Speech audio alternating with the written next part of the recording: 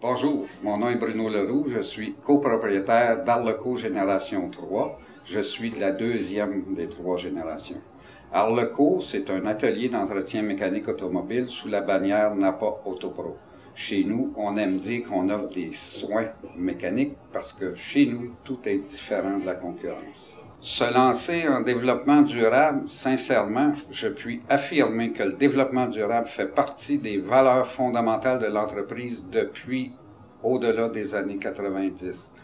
Sans connaître à ce moment-là le développement durable, on était parfaitement conscient que globalement, le transport routier est le plus important pollueur au Québec. En tant que citoyens corporatifs, nous avions et nous avons toujours la responsabilité de participer activement à l'amélioration de l'empreinte écologique des véhicules. On vise donc ces réductions-là et l'amélioration de la durabilité du véhicule. Sérieusement, on n'a pas chômé en action. On a assaini nos propres activités malgré un budget plutôt restreint.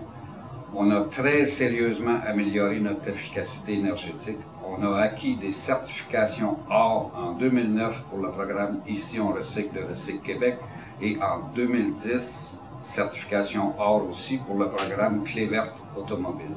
En 2009, une autre action, celle qui nous rend le plus fiers, on a préparé et fait circuler en porte-à-porte une pétition réclamant la création d'une collecte de recyclage pour les ici de notre quartier industriel. Le développement durable dans notre entreprise, il n'y a que du positif pour notre image. On nous voit autrement qu'un simple garage et la clientèle apprécie grandement nos actions. En efficacité énergétique de chauffage, on a réussi à réduire de 63% nos émissions de GES, tout en réduisant la facture totale de 44%.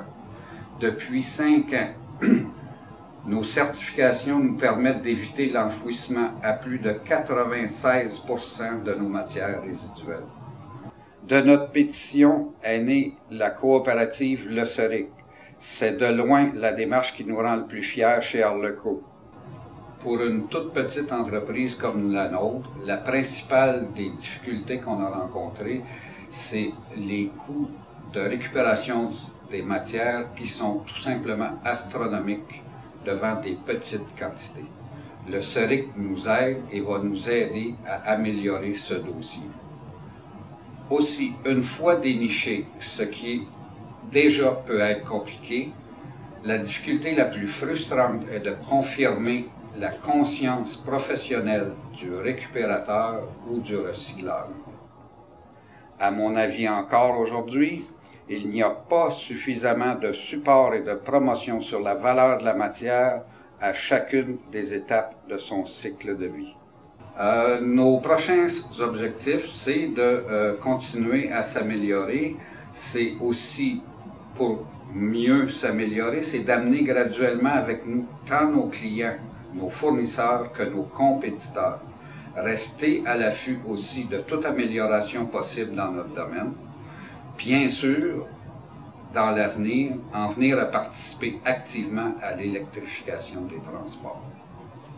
Ça serait très bien de créer un forum d'entraide et de conseil pour les entreprises.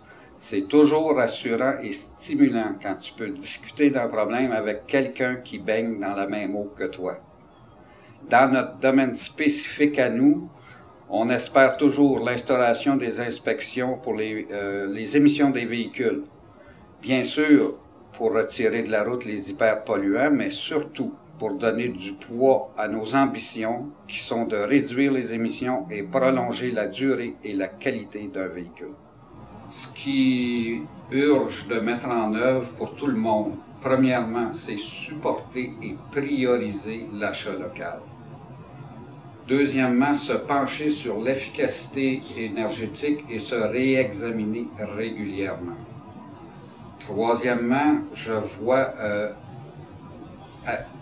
vois l'importance d'apprivoiser le cycle de vie de la matière afin de protéger les réserves pour les générations à venir, ce qui permet de s'intégrer graduellement et solidement à l'économie circulaire. C'est la règle numéro 1 de l'avenir.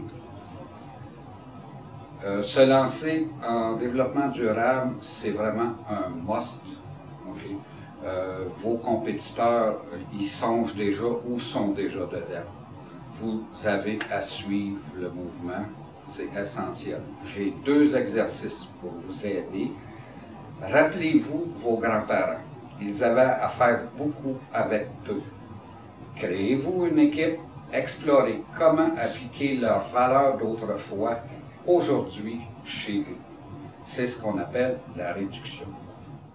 Ensuite, avec votre équipe, imaginez votre principal fournisseur qui tout d'un coup devient pur et baigne dans l'économie circulaire. Vous êtes tous fiers de vous approvisionner chez lui. Imaginez votre feeling. Imaginez ensuite comment faire vivre le même feeling à vos clients.